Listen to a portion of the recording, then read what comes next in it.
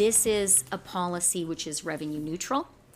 The money goes right back into the pockets of Canadians. I think that in every single program, we need to be thoughtful about that and thoughtful about being sure that Canadians understand what's actually happening. This Prime Minister and his NDP coalition are ripping off Canadians for the crime of heating themselves in -50 weather. We are the only party that will axe the tax for them, for everyone, everywhere, always, Madam Speaker.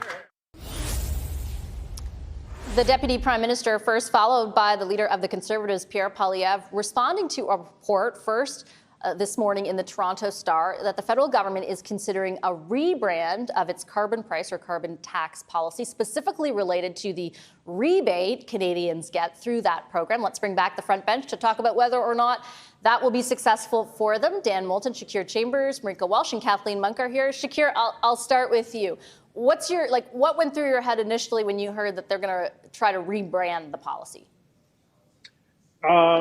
Listen, I don't think there's any hope in rebranding it. They're obviously struggling to communicate with Canadians about the rebate policy itself. But I think when you look at carbon pricing, I'm not sure who's on their side outside of the Liberal Party. Premiers are not on their side, both Conservatives and even NDP premiers. I mean, Wab Kinew has said, axe a tax on natural gas and even revisit the policy generally with Ottawa.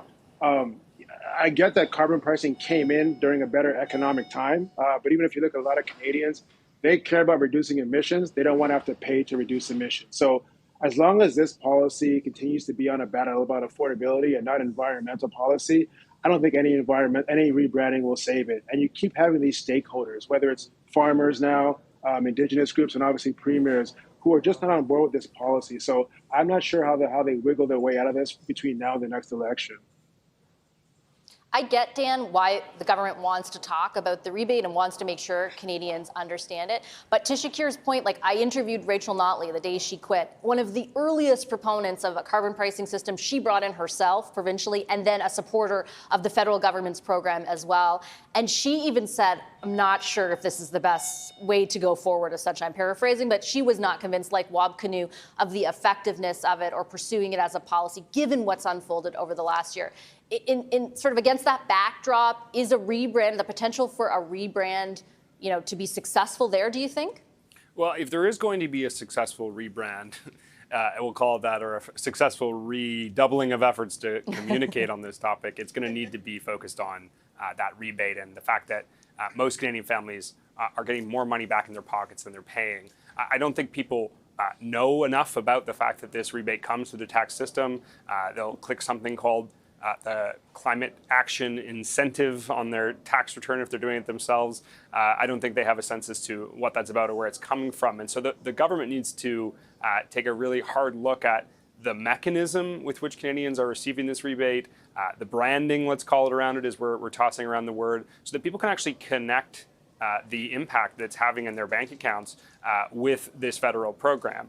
I'm not sure the government will be successful in rebranding the carbon tax or carbon pricing, however you want to talk about it. If they're going to be successful, it's in having people understand the impact that this return is having on their personal bank accounts. And then it's reframing the conversation to who has a plan to deal with climate change. Because I can tell Shakir, who cares about this issue are people that show up and vote Liberal in the last several elections. They care that the government has a plan to deal with climate change. Younger voters in particular care that a party has that plan. And if the Liberals can reorient this debate to being about who has a plan and who doesn't, I think they'll see a little bit more success in this conversation.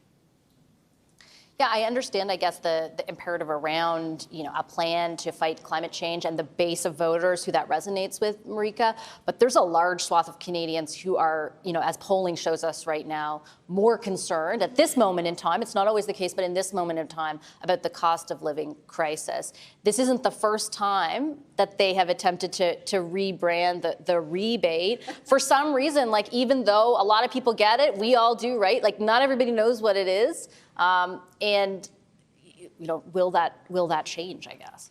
Well, I think the carbon price is actually sort of the epicenter of what happens to government policy when the inflation crisis hits. Because until the inflation crisis hit, in the last 2 elections, carbon pricing was not really debated. The Conservatives had their own version of it.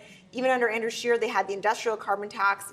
And so I think it just shows just how much the affordability crisis has changed the game, changed the conversation in Ottawa and across Canada, and how the Liberals have struggled to keep up with that.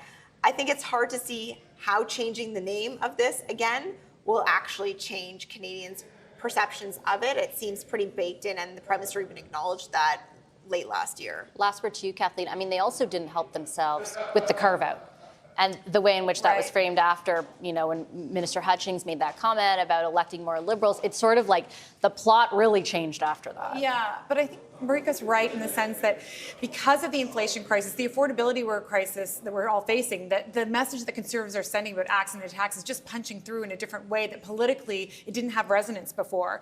And so you have to look back when we've been in hard economic times before, what have other political parties done? And you look back to 2009 to the 2013 when the Harper government was in power, they spent over $100 million advertising their economic stimulus plan. They used advertisements. They got out there. Remember those billboards, and they had checks, and they were doing all this stuff and all the tours.